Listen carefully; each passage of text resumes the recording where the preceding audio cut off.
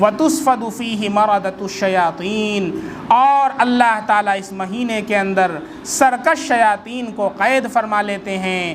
فَلَا يَخْلُصُوا فِيهِ إِلَى مَا كَانُوا يَخْلُصُونَ إِلَيْهِ فِي غَيْرِهِ، لہٰذا وہ رمضان کے اندر ان برائیوں کی طرف نہیں پہنچ سکتے جن کی طرف غیر رمضان میں پہنچ سکتے ہیں۔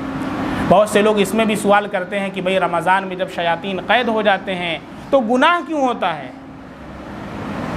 رمضان میں جب شیاطین قید ہو جاتے ہیں تو گناہ کیوں ہوتا ہے؟ اس کا جواب بھی اس سے پہلے دیا جا چکا ہے، پھر دیا جا رہا ہے۔ حدیث کے اندر کیا کہا گیا ہے؟ مردۃ الشیاطین، سرکش شیاطین قید کر لیے جاتے ہیں، جو بہت زیادہ شرارت کرنے والے سرکش ہیں، لہذا جو چھوٹے موٹے شیاطین ہیں وہ قید نہیں ہیں، وہ آزاد رہتے ہیں، وہ بہکائیں تو اس کا اثر بھی ہو سکتا ہے۔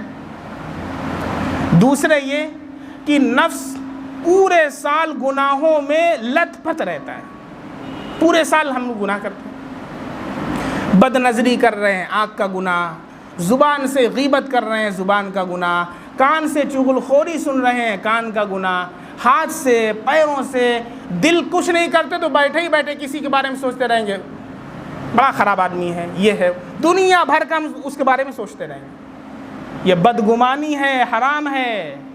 یہ دل کو پاک کیجئے، جب تک دل پاک نہیں ہوگا اللہ کی محبت نہیں آئے گی۔ یہ جو ہے نا کہ جو بندہ اللہ سے محبت کرتا ہے تو اللہ محبت کرنے لگتے ہیں، کب ہوگا؟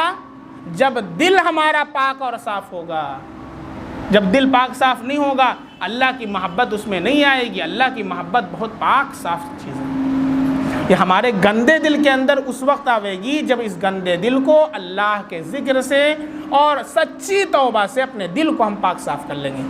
جیسے کپڑا گندا ہوتا ہے تو ہم صرف ایکسل لاتے ہیں، ایریل پاؤڈر ڈالتے ہیں تو اپنا کپڑا صاف ہو جاتا ہے، ایسے ہی دل جب گندا ہو جاتا ہے تو دل کو صاف کرنے والی چیز کیا ہے؟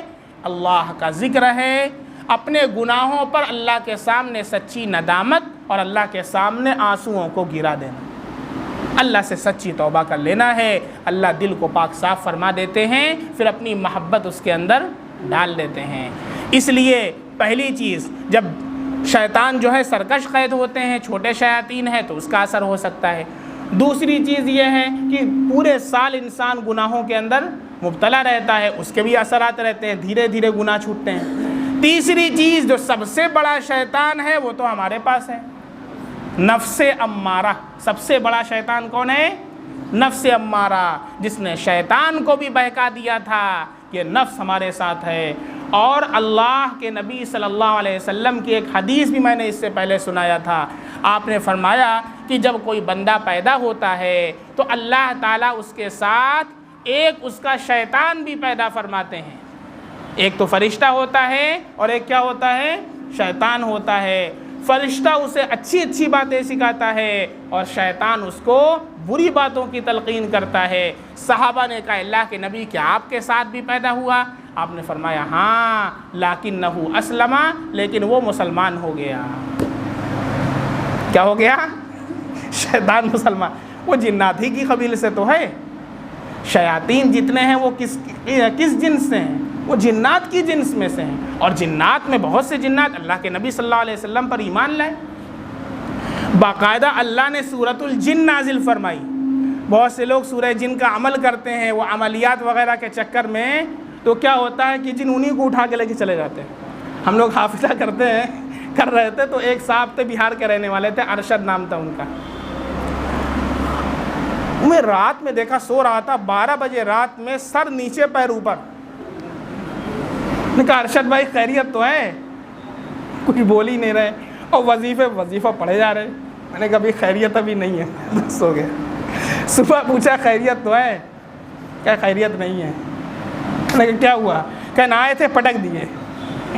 ہم نے کہا کسی استاذ کی نگرانی میں کوئی کام کرنا چاہیے، جیسے کار چلانا ہوتا ہے تو پہلے سیکھا جاتا ہے کہ نہیں؟